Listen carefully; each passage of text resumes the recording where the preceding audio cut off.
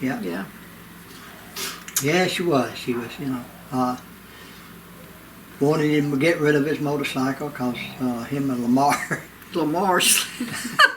he had a Harley K, which is, you can see it in the pictures on Audubon Drive. And then he got the Electra Glide, which is the bigger Harley, the 1200. And they were going, see which one could take off the fastest. And it was on the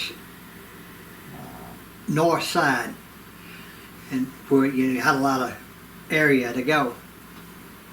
Well, they both got up there and revved up the engines, and they popped the clutch. Well, when it did, Lamar lost control, and he run over and hit Elvis and knocked him down. Of course, boy, she had a fit.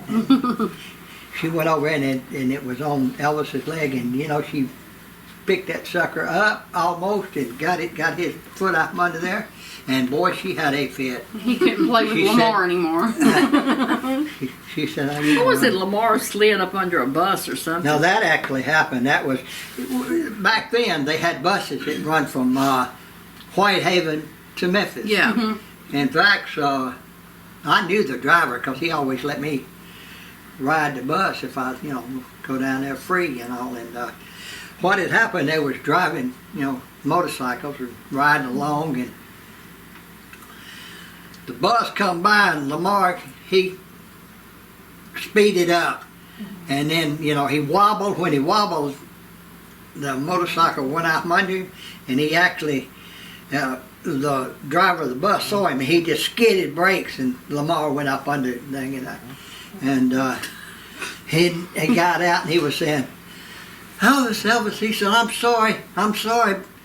He said, I didn't see him, and he said, I didn't know what he was going to do. And Lamar looked up and he said, hey, what about me? He said, I'm stuck on this son of a bitch. So they had to get the motorcycle. Drag him out. Thank goodness it didn't hurt him or the motorcycle. Maybe that's why I never saw Lamar on a motorcycle. No. Let's put it this way, he just was not a good motorcycle. He didn't, he never rode with us or anything. He didn't have a motorcycle. He didn't, I think he retired from his motorcycle. Yeah. I think that pretty much wound his up, because I don't remember him ever riding after that. All right. I don't remember ever seeing him on one. Just, there were several of the guys that did not ride. Yeah. Just, they didn't. That reminds me of Gimme Room Ricky. Oh, God, yeah. That was so funny. We went out one night to ride, and we went out and turned left and went up on the top of the hill across the street, and we were getting gas. Well, Ricky Stanley was with us, and he came riding up on his motorcycle. He said, the way Elvis played, it was just hilarious. But Ricky said, I can pop a wheelie. He said, and in this short distance, I can walk it. Yeah, I can walk it. And Elvis said, well, you better be careful. There's not much space from here to that fence over there. It was a fence at the end of the service station. So Ricky said, well, stand back and just watch this. He said, give me room. Give me room, he said. Give me room. And Elvis was just sitting there on the motorcycle. We were all sitting on the motorcycle watching him. And when he did, he reared it up, and it got too close to the fence, and he had to lay it down, and he just slid on over. And Elvis went, yeah. And he got his cranked up, and as we went by, he didn't even wait for him. He went, yeah, give me room, Ricky. And we just rode him off and left him laying there. So from then on, we called him Give me room, Rick. Give me room, Rick. But Ricky was like, something, help. Everybody just looked at him. Elvis looked at him as we just went by. And just, not only that, him and David, and I don't know if Billy had a motorcycle in or not. I don't remember it. But him and David, boy, they rode wild. Ricky and David. In and out of the cars, But That was a funny one. Give me room, Rick. Give me room, Rick. Well, was it one of them that they had a wreck down on the? I couldn't swear, but it seemed like one of them ran up on the top of another at the lake. I'm trying to think who it was that did that. That one. It may not even been them, but I was thinking they hit the sandbar and just kept going. I don't know. I can't say for sure that was either one of them, but I remember the story. Well, the skis stopped, but they kept going. Yeah, I've heard that story, but I don't experienced remember that it myself. Did Elvis have a safe in his bedroom or in his bathroom that he kept expensive jewelry or He was always anything? safe. Didn't have a safe.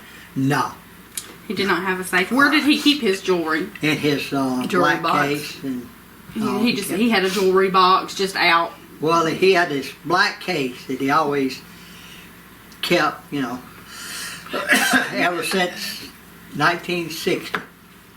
Elvis he had that black wasn't. case, and he had it, and he kept it, and then he kept his jewelry in it, and other items like billfold and shit like that. I mean, he wasn't worried about Nah. where he And had to things keep like, it. that's what I was going to say. He might just take something off and lay it up on his counter.